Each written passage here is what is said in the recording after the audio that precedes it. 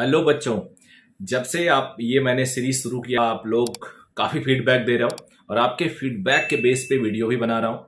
लेकिन मुझे लगता है कि अब थोड़ा सा आखिरी टाइम बच रहा है, तो अब बहुत सारे सजेशंस और प्लानिंग मुझे लगता है कि बाहर से आना बहुत अच्छा नहीं होगा।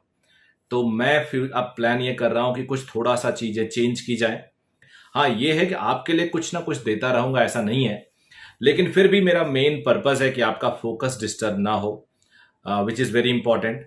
आज के टॉपिक में मैंने कुछ रीसेंट आप लोग के जो डाउट्स थे, आप लोग के कमेंट्स थे, उस पे बेसिस पे मैंने ये लिया है। तो मैं चाहूँगा कि अब बच्चों से ज़्यादा उनके पेरेंट्स वॉच करें ये सीरीज़। और इस सीरीज़ में बहुत कुछ चेंज करके टॉपिक पेरेंट क्या करें और क्या अगले 20 डेज में हो या थोड़ा सा नेक्स्ट ईयर वाले बच्चों के लिए जो मैं काउंट डाउन चला रहा हूं, इसको अपने पेरेंट के हवाले कर दो। पेरेंट को बोलो ये सुने और पेरेंट आपको कम्युनिकेट करे। तो आगे बढ़ने से पहले अगर आपने इस चैनल को अभी तक सब्सक्राइब नहीं किया है तो प्लीज कर लीजिए। अगर वीडियो पसंद आए तो लाइक जरूर कर लीजिएगा। तो अब आगे आज का टॉपिक है, कुछ पेरेंट ने मुझसे पूछा कि मेरा बच्चा 600 के आसपास स्टक कर गया, रुक गया। 620, 30, 50, 680 भी। कुछ पेरेंट कह रहे हैं कि हमने इतने सारे टेस्ट दिए लेकिन 500 से ऊपर नंबर बढ़ता ही नहीं। कुछ कह रहे हैं कि हमारा 200 है, 250 है, 300, यानी 200 से 400 के रेंज का। तो क्या किया जाए? अब देखो, सबका एक सोल्यूशन नहीं होगा, सबका डिफरेंट सोल्यूशन होगा। तो बारी बारी से मैं तीनों सोल्यूशन को डिस्कस करता हूं जल्दी से।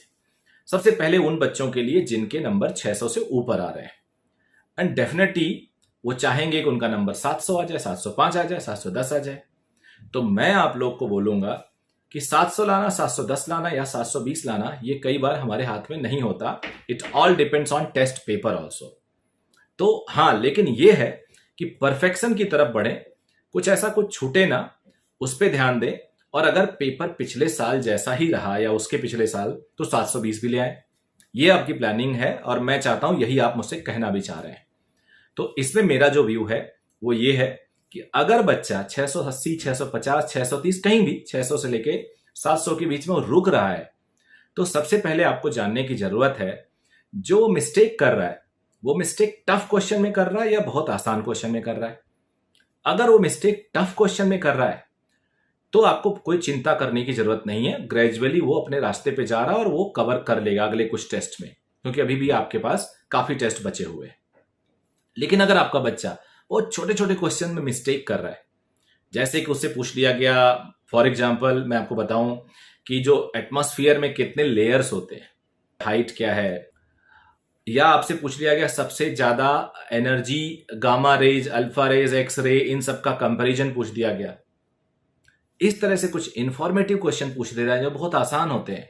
अगर ये वो गलती कर रहा है तो इसमें सुधार लाया जा सकता है। इसमें वो बोला जा सकता है, बेटा आप छोटी छोटी चीजों को भी ध्यान दे दो जो जनरली हम इग्नोर कर देते हैं। We assume that we know it और वी इग्नोर इट, क्योंकि हम तो अच्छे नंबर ला रहे होते हैं, हम तो क्लास में अच्छे होते हैं, तो हमें लगता है ये आएगा नहीं, छोड़ो इसको। तो बस ये है मेरा मैसेज उन बच्चों के लिए जो अच्छा स्कोर कर रहे हैं। अब आ जाते हैं जो 500 पे, इतने टेस्ट देने के बाद भी वो 500 पे ही रुके हुए हैं। उन बच्चों के लिए मेरा मैसेज है कि आप चाहे 100 टेस्ट दे दो, चाहे 50 टेस्ट दे दो, अगर आपके मार्क्स नहीं बढ़ रहे हैं तो आपको थोड़ा टाइम रुक के 1-2 घंटा, 5 घंटा, 10 घंटा या पूरा दिन आपको इस बात को आइडेंटिफाई करना होगा कि where is the problem. Problem है कहां? I can not say anything, यहां से मैं कुछ नहीं बता सकता कि तुम किस पे गलती कर रहे हो। आप पिछले 10 टेस्ट, आपने 80-70 टेस्ट दे दिए हैं ना, आप पहले 10 टेस्ट को एनालाइज कर लीजिए। पक्का बता रहा हूं आपको, आपकी गलती पता चल जाएगी, where you are basically wrong.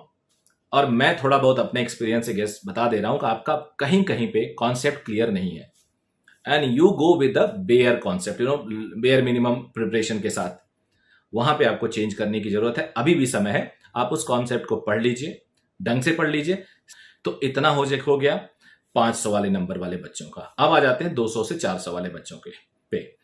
200 से 400 जिन बच्चों का लगातार स्कोर आता है, उनके अंदर एक निगेटिविटी आती है, उन्हें लगता है कि उनका शायद सिलेक्शन नहीं होगा।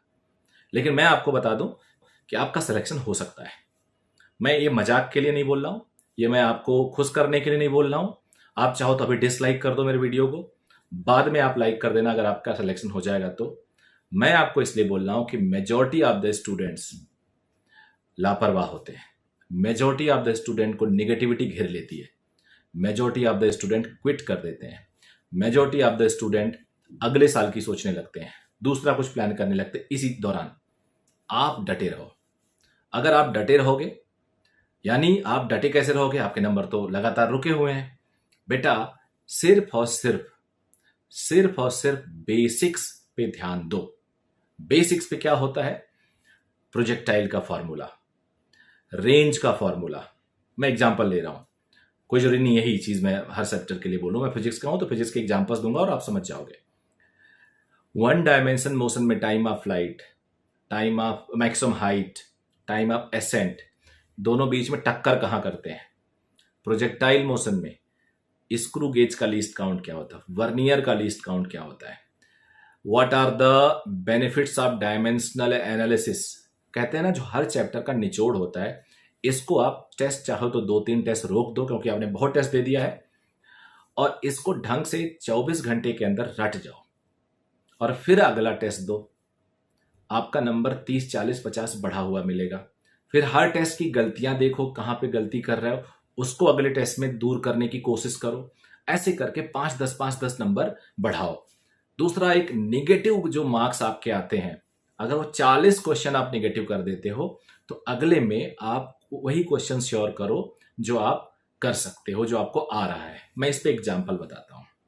मान लीजिए आपके पास कुल मिला के 180 क्वेश्चन करने होते हैं, आप केवल 50 क्वेश्चन सही कर रहे हो जिससे 200 नंबर आते हैं, और आप 50 क्वेश्चन गलत कर देते हो जिससे आपके 50 माइनस हो जाते हैं, तो 150 नंबर आ गए आपके।